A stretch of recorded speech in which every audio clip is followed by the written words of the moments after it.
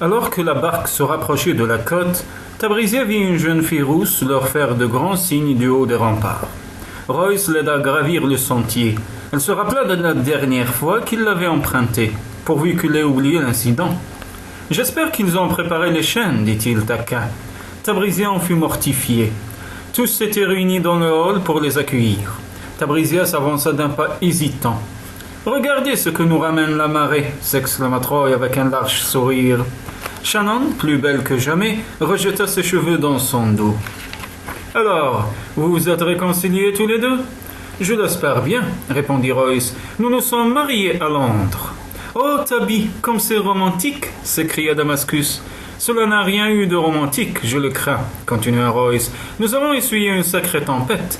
Tabrisia est épuisée. »« Je parie qu'elle est épuisée par son fougueux mari, » plaisanta Troy. Damascus le foudroya du regard. Royce baisa la main de son épouse. « Ma chérie, veuillez excuser la manière grossière de mes frères et sœurs. Je suis certain que votre affection pour eux vous rendra indulgente. » C'étaient les premières paroles gentilles qu'il lui adressait depuis leur mariage. Cette fois encore, il la déconcerta. Elle fit tournoyer Alexandria, son petit visage sérieux rayonnait car son frère aîné avait écouté ses conseils. « C'est la meilleure nouvelle qu'on ait reçue depuis longtemps, » se réjouit Shannon. Les jeunes mariés ont besoin de nourriture, d'un bain et de beaucoup de tranquillité, ajouta Royce. Alexander, qui s'était tenu en retrait, s'approcha de Tabrisia. « Es-tu heureuse ?» Le bras de Royce serra fortement la taille de sa femme. « Quelle question ?» répondit-elle avec un sourire plein de modestie. Dans la chambre de Royce, devenue aussi la sienne, Tabrisia se sentit intimidée. L'immense lit à baldaquin avec ses couvertures en fourrure lui faisait peur. Pour calmer ses nerfs, elle ramassa la cape de Royce qu'il avait négligemment jetée dans un coin. Inutile de jouer à la parfaite épouse maintenant que nous sommes seuls. Et pour l'amour de Dieu, ne devenez pas une châtelaine efficace. Je vous préfère en ornement. Les larmes aux yeux, elle s'enfuit dans l'escalier qui menait à son ancienne chambre. Elle entendit la porte claquer derrière lui. Royce rejoignait ses frères et sœurs pour dîner. « Je suis désolé de n'avoir pas été là au moment de la mort d'Anne. »« On s'est débrouillé, » le rassura Troy. « Il n'y avait que nous à l'enterrement. » Demain, j'irai porter la nouvelle à son père, à Cardell. C'est la moindre des choses. Je vais parler à Madame Sinclair après dîner. Margaret l'a emmené à Tantalon, dit Shannon. Royce ne fit aucun commentaire, mais il parut surpris. Je sais que ce n'est guère convenable de m'être remarié aussi vite, mais Tabrisia était fiancé. Je l'ai enlevé comme un voleur au milieu de la nuit. Je devais saisir la chance d'être heureux. Je ne sais pas pourquoi je vous raconte ça. Il me la fallait. Bien sûr qu'il te la fallait, dit Shannon en éclatant de rire. Qui d'autre pourrait te supporter? Peut-être suis-je allé trop loin, cette fois-ci, s'inquiéta Royce. Elle ne voudra peut-être pas de moi. Quand Royce vint se coucher, Tabrisia s'était ressaisie. Assise devant la cheminée, elle séchait ses longs cheveux. Royce observa ses gestes, gracieux, écoutant la mélodie qu'elle chantonnait. Son parfum lui tournait la tête. Dès qu'il touchait son corps, son sang bouillonnait, comme un vin capiteux, le rendant ivre de désir. La lumière dansante de l'âtre éclairait le superbe corps de Tabrisia et illuminait sa chevelure de feu. La gorge nouée, Royce la regardait se glisser sous les couvertures. Il voulait la serrer contre lui, la sentir trembler dans ses bras, mais le regard éploré de Tabrisia le remplit de colère. « Bon Dieu, ne me regardez pas ainsi, je ne suis pas une brute qui lève la main sur vous. Alors pourquoi avez-vous peur ? Vous serez débarrassé de moi pendant 2 jours, je pars demain pour Cardell. » Tabrisia était désolée pour Royce. Elle ne l'enviait pas de devoir porter pareille nouvelle au père d'Anne. Elle se reprocha de l'avoir accusé d'avoir assassiné la jeune femme. Il était si proche qu'elle percevait la chaleur de son corps, respirait le parfum de bois de santal qui imprégnait la chambre et les draps. Elle réprima un gémissement en sentant son corps vibrer de désir. S'il la prenait tendrement dans ses bras et lui disait qu'il l'aimait, elle se donnerait à lui avec joie, même si elle continuait à le nier. Son cœur ne désirait que Royce, bien qu'elle le redoutât encore. L'absence de Royce lui offrit le luxe d'une liberté absolue. Le petit déjeuner dura 2 heures. Ils avaient tant de choses à se dire. Tabrisia évoqua les cours du roi et de la reine, les scandales, les commérages, les modes, l'extravagance fascinait les Cockburn. Ils vinrent dans sa chambre s'extasier sur ses robes décolletées et ses fourrures et lui apprirent que Vénétia attendait un enfant. Dans le courant de la journée, Damascus prit sa belle-sœur à part et lui demanda d'intercéder pour elle auprès de Royce. Elle avait l'air si dépitée que Tabrisia faillit éclater de rire. « Oh, Tabi, c'est tellement injuste. Royce a permis à Vénétia de se marier, mais quand Robert a demandé ma main, il a sèchement refusé. Tout le monde est fiancé, excepté moi. Tu verras, Shannon est capable d'accepter Lord Logan pour arriver avant moi à l'hôtel. C'est ta faute aussi. Tu dois faire quelque chose. »« Ma faute ?» s'exclama Tabrisia. « En t'enfuyant, tu as mis Royce de très mauvaise humeur. Personne ne pouvait lui parler.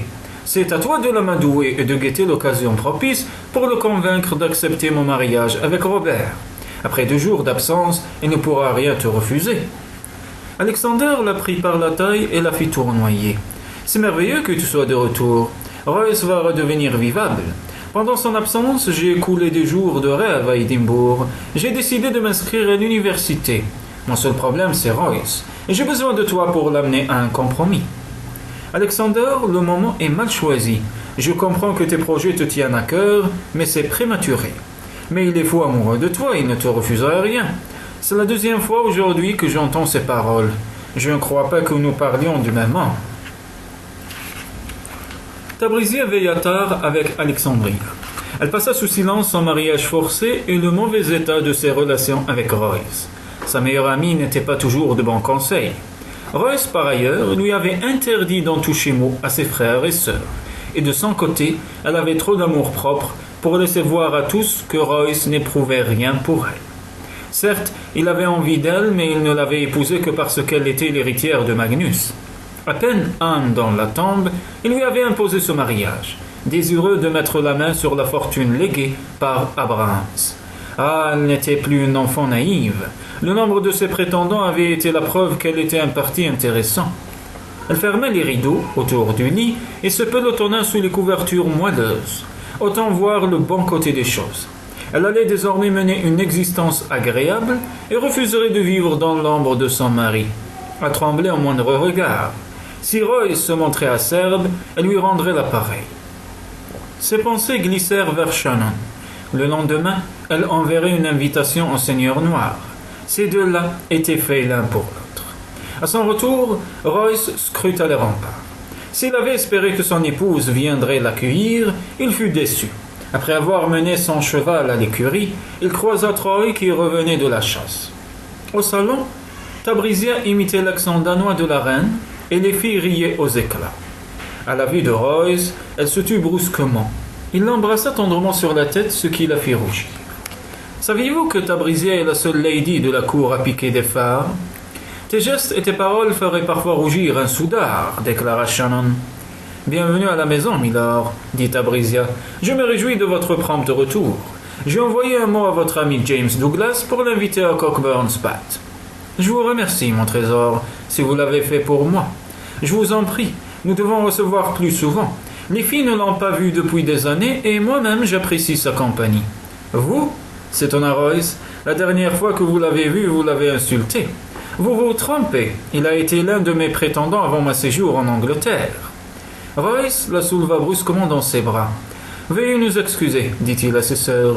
Nous vous rejoindrons peut-être pour dîner. » Tabrisia fut si étonnée de se retrouver dans ses bras qu'elle s'inquiéta de son humeur. Dans la chambre, il alla chasser son ménagement sur le lit. « Je veux la vérité. James vous a-t-il demandé en mariage ? » ?»« Oui. » « Pourquoi n'avez-vous pas accepté ? Il est 2 fois comte et plusieurs fois baron. C'est le meilleur parti d'Écosse. » Que répondre ? Impossible d'avouer qu'elle avait refusé James car elle était follement amoureuse de son meilleur ami. « Je le sais bien et c'est pourquoi je pense à lui pour Shannon.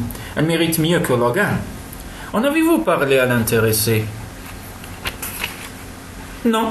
Un Cockburn n'écoute jamais un conseil. Il suffit de les présenter, ils sont faits l'un pour l'autre. »« Comme nous, dit-il d'un air moqueur. Tabrisia s'écarta rapidement. « Je n'aime pas quand vous me touchez devant la famille. Cela me gêne. »« Je vous toucherai quand j'en ai envie, dit-il en lui serrant le haut des bras. Vous êtes ma femme, Tabrisia. Autant vous y habituer. » Pensant qu'il allait l'embrasser sur les lèvres, elle se mit à trembler. Elle était sa chose, comme il le lui avait fait remarquer plusieurs fois. Et pourtant il ne la possédait pas.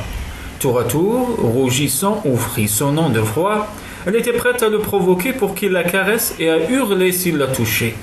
Royce, quant à lui, avait constamment envie d'elle. Il lui suffisait de croiser le regard améthyste pour sentir le sang battre dans ses veines. Le surlendemain, un messager vint annoncer l'arrivée de Douglas. Tabrisier commanda un festin en son honneur, demandant au cuisinier de préparer la tête de marcassin traditionnelle et une douzaine de gibiers à plumes. Elle prévit toutes sortes de boissons, y compris du punch et du cognac. Le repas se terminerait par un magnifique pudding nappé de crème. Shannon lui raconta que Douglas l'a lancée en l'air quand elle était petite et l'appelait sa petite chérie. Le seigneur noir arriva à la tombée du jour, accompagné d'une vingtaine d'hommes. Royce l'accueillit dans les écuries, et Troy emmena les soldats vers les communs, impatient d'en découdre au dé avec eux. « J'ai à te parler des projets du roi pour l'Écosse. Allons dans la salle d'armes, proposa Royce. Avant de passer aux choses sérieuses, laisse-moi lever mon verre au jeune marié. Tu n'as pas perdu de temps, mon vieux. Il paraît que tu avais aussi l'œil sur elle.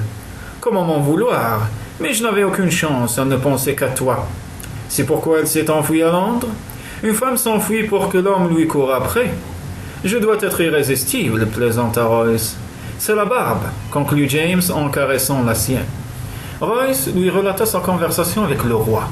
Les garnisons n'étaient pas une rumeur, mais Sa Majesté avait pensé faire appel à des soldats écossais et non anglais. Elle avait aussi donné l'ordre de signer un traité de paix avec les Gordon. « Combien de temps as-tu avant d'être forcé de signer ce traité ?» demanda James. « J'envisage d'attendre que John Gordon quitte la cour et revienne dans le nord. » Les deux amis se regardèrent.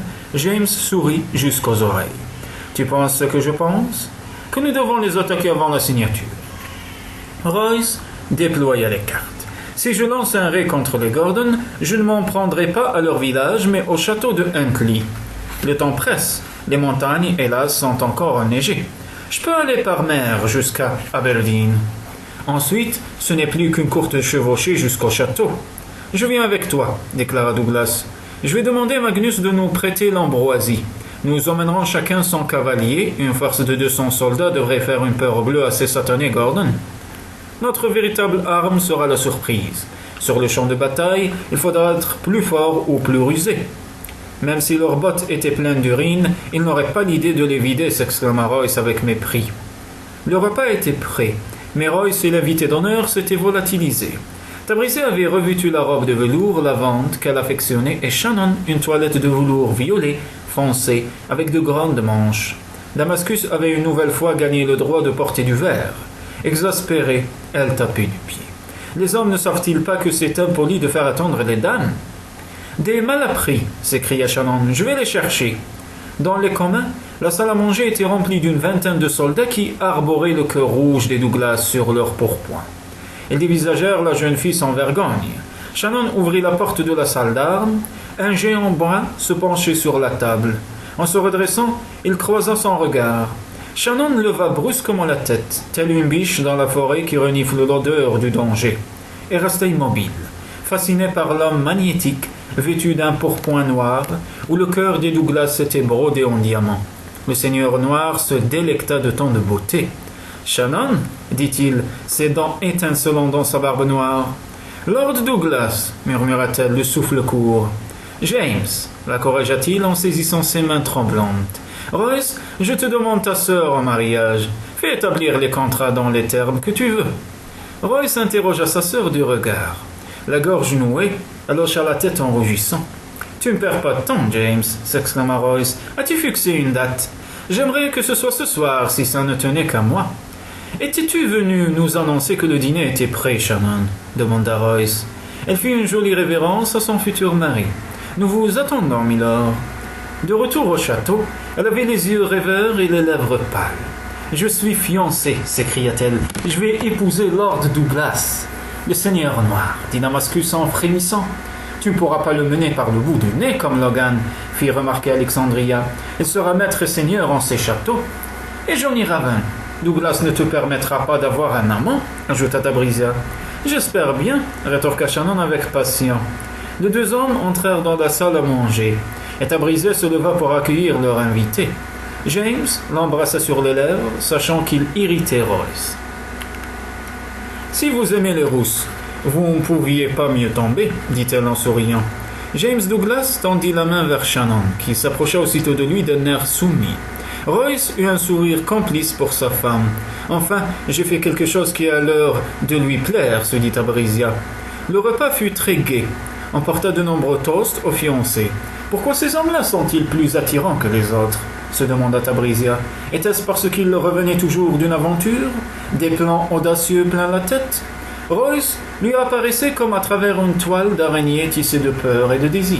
« Il faut laisser James et Shannon un peu seuls, » décréta Royce après le repas. « Êtes-vous prête à être emportée au lit, ma chérie? »« Quel besoin a-t-il de se moquer ainsi de moi, devant tout le monde ?» se dit Tabrisia. Elle décida de le battre à son propre jeu. « Allez-vous encore me supplier de vous accorder ma faveur, mon amour ?» demanda-t-elle d'une voix rauque de désir. Lorsqu'ils furent à l'abri de leur chambre, elle se réjouit de le voir furieux. « Je vous avais prévenu, je ne veux pas être ridiculisé. Vous suppliez de m'accorder vos faveurs, madame? Vous avez perdu la tête? Vous prenez un tel plaisir à me railler en public. C'est un jeu que nous pouvons jouer à deux. Voulez-vous parier que je peux vous battre, milord ?» Royce feignit de s'absorber dans un livre. Tabrisia choisit une chemise de nuit transparente, couleur abricot. Elle s'assit devant sa coiffeuse pour retirer ses chaussures et ôta un de ses bas. En levant l'autre jambe, elle vit Royce passer la langue sur ses lèvres. Le dos tourné, elle fit glisser sa robe jusqu'à la taille. Quand elle enfila la chemise de nuit, Royce entrevit la courbe d'un sein. Il avait oublié son livre. Une par une, Tabrisia défit les épingles qui retenaient sa coiffure, et ses cheveux se déployèrent jusqu'à sa taille. Les yeux dans le vague, les pensées ailleurs, elle se mit à les brosser. « Avez-vous l'intention de rester debout toute la nuit ?» maugréa-t-il. « Je pense y lire un moment. » Elle s'installa sur la pile de coussins près de la fenêtre. Furieux, Royce se leva d'un bond. « Puisque je vous dérange tant, vous n'avez qu'à garder la chambre pour vous toute seule. » À cet instant, on frappa.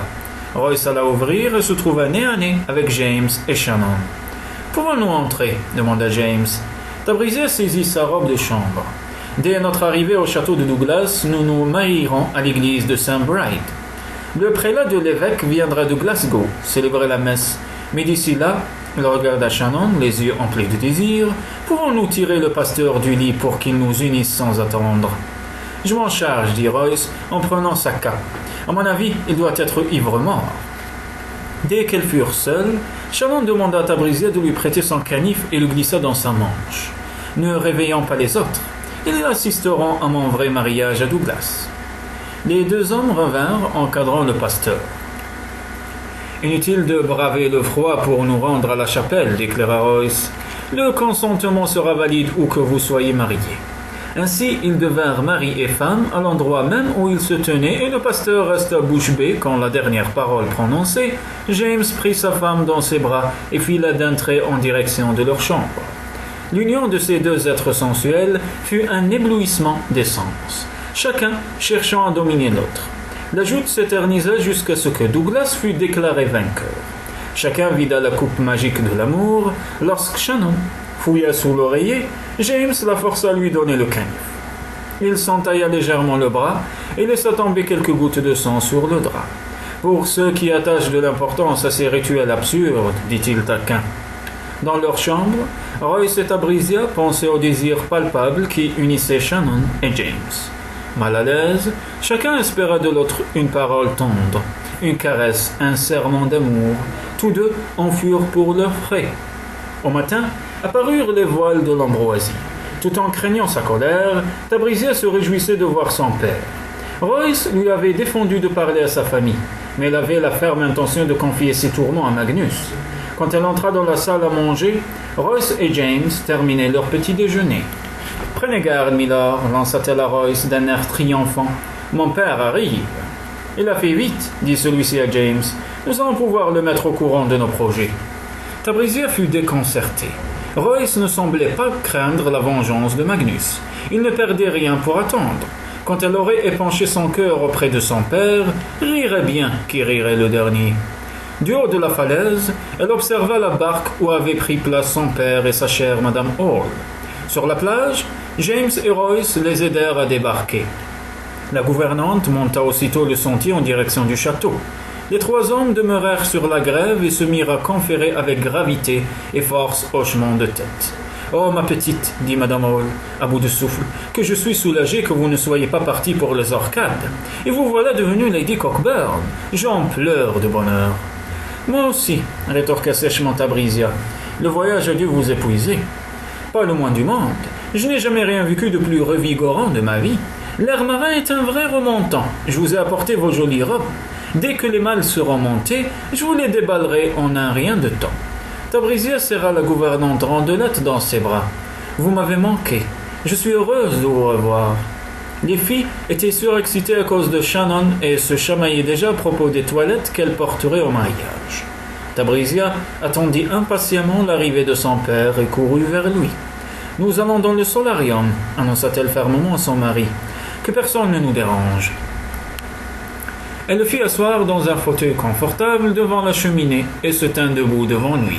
« Il ne faut pas être en colère contre moi, père, je n'y suis pour rien. »« Tu te sous-estimes, ma chérie, mais je ne suis pas en colère, ni contre toi, ni contre qui que ce soit. Vous devriez l'être. Vous aviez interdit à Royce de chercher à me voir, il m'a forcé à l'épouser. Ma seule objection était que Royce était déjà marié.